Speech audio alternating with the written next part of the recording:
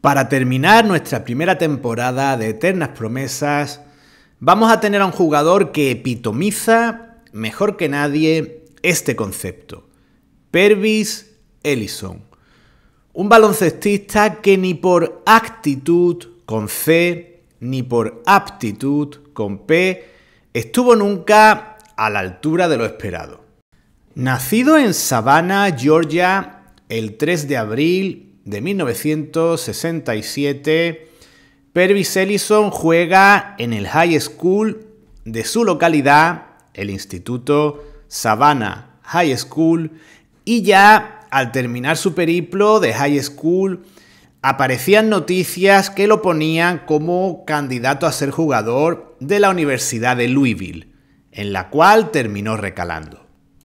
Y probablemente ese periodo de 4 años entre 1985 y 1989 sean los 4 mejores años en la vida deportiva de este jugador. De hecho, en su año freshman, con tan solo 18 años, consigue proclamarse con su equipo campeón de la Final Four de la NCAA. En unos Louisville Cardinals entrenados por Denny Crum, un entrenador que llegó a jugar 6 Final Fours y se hizo con 2 campeonatos, y donde Pervis coincide en ese primer año con varios jugadores de NBA, como por ejemplo Billy Thompson, al cual recordaréis por su paso por Los Ángeles Lakers.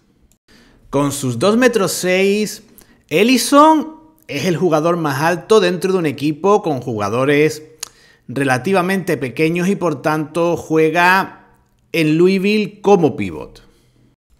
Y como freshman, Ellison sorprende al mundo del baloncesto anotando 25 puntos y capturando 11 rebotes en la final de la NCAA frente a Duke. Su rendimiento le hace merecedor del apodo Never Nervous Pervis. Nunca nervioso Pervis, por su rendimiento incluso en los momentos más decisivos del encuentro, derrotando a la todopoderosa Duke de Danny Ferry. Y ya en ese momento llamaba la atención que realmente Ellison parecía un jugador de más estatura.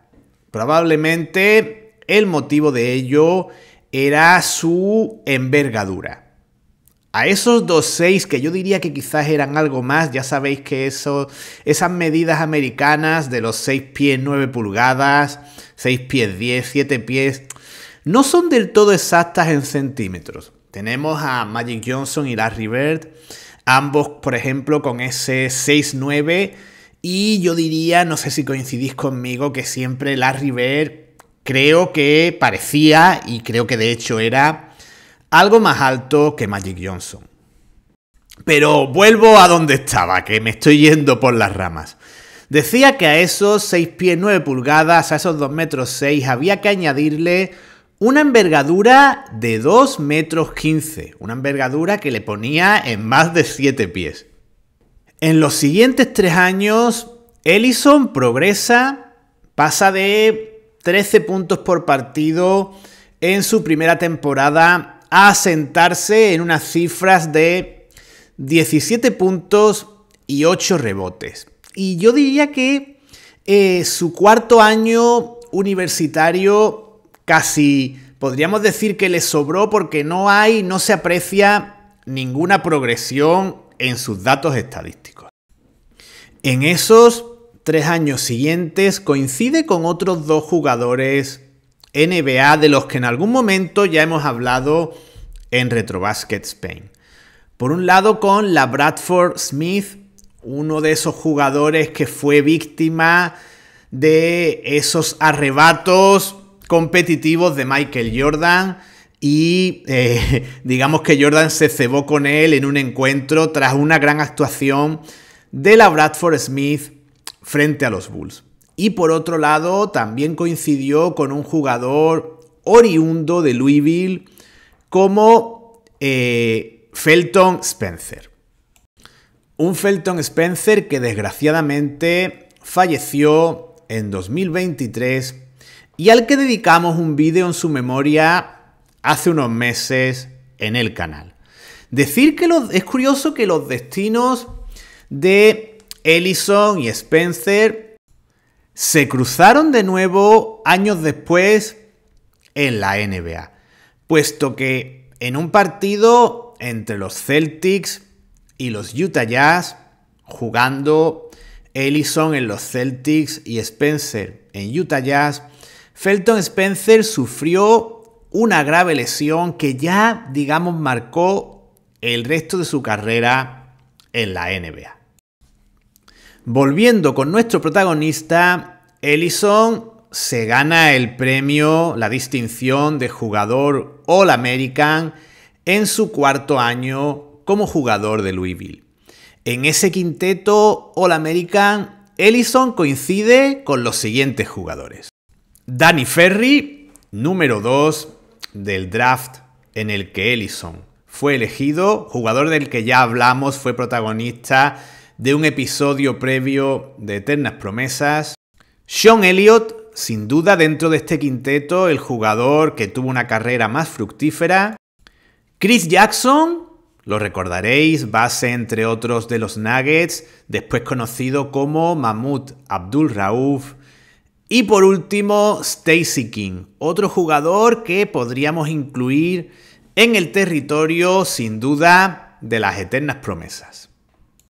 Llegamos, por tanto, a la ceremonia del draft de 1989. Si queréis saber más sobre este draft, tenemos un vídeo muy extenso dedicado en exclusiva a todo lo que fue ese draft, a todas las decepciones y a todas las sorpresas que hubo en él. Por tanto, ahora no vamos a extendernos más en ese draft. Simplemente decir que Ellison no parecía especialmente contento de recalar en los Sacramento Kings, a pesar de ser elegido como número 1 de ese draft. Y su primera temporada marca lo que sería el resto de su carrera. Tan solo está disponible para jugar en 34 partidos y cuando lo hace, cuando está sano, su rendimiento tampoco es especialmente destacable. De hecho, no he sido capaz de encontrar un vídeo con jugadas de su paso por los Sacramento Kings. Su rendimiento en esa temporada y su ausencia fueron tan destacables, el rendimiento en lo malo y la ausencia en lo negativo, que Danny Ainge le puso un nuevo apodo. Su compañero en ese año pasó de llamar a Pervis Ellison Never Nervous Pervis, como lo llamaban en la universidad, a Out of Service Pervis. Es decir, Pervis fuera de servicio. Y ese fue el cartel que llevó colgado durante buena parte de su carrera. En Sacramento la paciencia se acaba pronto y tras esa primera temporada, viendo que parecía que Pervis Ellison no iba a dar de sí lo que esperaban de él, deciden traspasarlo a los Washington Bullets. Su primera temporada en la capital estadounidense parece confirmar la impresión que tenían en los Sacramento Kings y su rendimiento no mejora en exceso. Juega más partidos, el físico le respeta algo más, pero se queda en unos 10 puntos por encuentro, algo realmente poco destacable. Pero la tercera temporada de Ellison supone un cambio cuando nadie lo esperaba y cuando nadie daba un duro por él.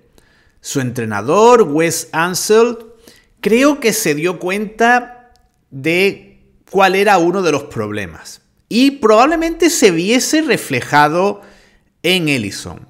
Wes Unseld, todos los recordaréis, un mítico pivot de los años 70, llegaba con dificultad a los 2,1 metros, pero a pesar de eso, gracias a su poderoso físico, jugaba como pívot. Y ese era, digamos, el problema de Ellison. Una vez que llegó a la NBA, esos 2,6 metros, a pesar de su longitud de brazos, hacían que jugase sobre todo en posiciones de 4 e incluso de 3. Y como estáis viendo en estas imágenes de un gran partido de Ellison jugado con los Washington Bullets, sus movimientos eran más los de un 5 o como mucho los de un 4,5, es decir, un ala pivot que básicamente jugaba como un segundo pivot. Y colocándolo en la posición de 5 y motivándolo, Wes Unseld consigue que Pervis Ellison promedie en su tercera temporada en la NBA 20 puntos y 11 rebotes por partido. Con ese rendimiento y partiendo de sus horribles 2 primeras temporadas, es lógico que consiguiese ganar el premio a jugador más mejorado en esa temporada. Desgraciadamente, esto fue un espejismo. La siguiente temporada comienza bien, los números de Ellison vuelven a ser buenos, pero a partir de ahí sus problemas físicos le hacen perderse la mitad, tanto de su cuarta como de su quinta temporadas en la NBA. Y ya a partir de ahí no vuelve a recuperar ese nivel, se convierte en un jugador de banquillo y pasa a jugar a los Boston Celtics, donde transcurre prácticamente la totalidad del resto de su carrera. Una carrera que virtualmente termina en la temporada 97-98, cuando Ellison sufre una lesión de tobillo que le impide jugar buena parte de esa 97-98 y la totalidad de la siguiente temporada, la 98-99. Tras eso, consigue al menos retornar al baloncesto, juega unos 30 partidos con los Celtics en la 99-2000 y finalmente en la temporada 2000-2001, con tan solo 33 años, llega a jugar 9 partidos con los Seattle Supersonics para poner fin así a su carrera como jugador. Una carrera durante la que promedió 9 puntos y 7 rebotes por partido en números redondos, y creo que quedó marcado por ese número 1 del draft, probablemente un número 1 que le quedó demasiado grande y fue una losa que siempre tuvo que llevar encima. Ellison siempre daba la sensación de ser un hombre más bien serio y tímido, al que no parecía gustarle demasiado estar justo en el foco, ser el centro de atención, y quizás haber tenido menos presión a su alrededor habría contribuido a que hubiese tenido una mejor carrera e incluso creo que a que hubiese disfrutado más de ella. Y dentro de esa siempre seriedad, ese semblante serio y esa, yo diría también que timidez, discreción, como lo queramos llamar, hay poco que contar de la vida de Ellison después de dejar la NBA. Alguna breve experiencia como entrenador en algún momento, en algún equipo de instituto y poco más. Y podemos destacar, eso sí, que su hijo, Malik Ellison, es jugador profesional, aunque muy diferente a su padre. Malik Ellison es un escolta de 1,98 que actualmente juega profesionalmente en la liga finlandesa. Y que, por cierto, como podéis ver, tuvo un mentor inmejorable durante su paso universitario por St. John's en la figura de Chris Mullin. Y con este curioso dato terminamos este vídeo dedicado a Pervis Ellison y también finalizamos la primera temporada de Eternas Promesas. Unas eternas promesas que en su mayoría vieron sus carreras lastradas sobre todo por las lesiones. Salvo el caso de Danny Ferry, que probablemente fuese un jugador en torno al cual había mucha más, digamos, expectativas que realidad, y un jugador que quizás estaba más cómodo en baloncestos como el universitario o el europeo. El resto de nuestros protagonistas, Anthony Hardaway, Billy Owens, Danny Manning y Pervis Ellison, todos ellos creo que de no haber tenido tantos problemas físicos habrían tenido carreras bastante más destacables. Aunque muchos de ellos, aparte de esos problemas físicos, también transmitieran, por ejemplo era el caso de Ellison, una cierta desidia, como una parece aparente apatía, pocas ganas de jugar, al menos físicamente, el lenguaje corporal eso daba a entender. Y bueno, apreciaciones subjetivas aparte, aquí terminamos la temporada. Vamos a hacer ahora un proceso de reflexión a ver cómo encauzamos las nuevas temporadas de todas las series y, por supuesto, daros las gracias a los fieles, a los que estáis ahí, a los que veis este vídeo, por primera vez veis un vídeo en el canal, a cualquiera de vosotros que esté empleando parte de su tiempo en ver este contenido. Muchas gracias y nos vemos muy pronto, si así lo deseáis, en otros vídeos aquí en RetroBasket.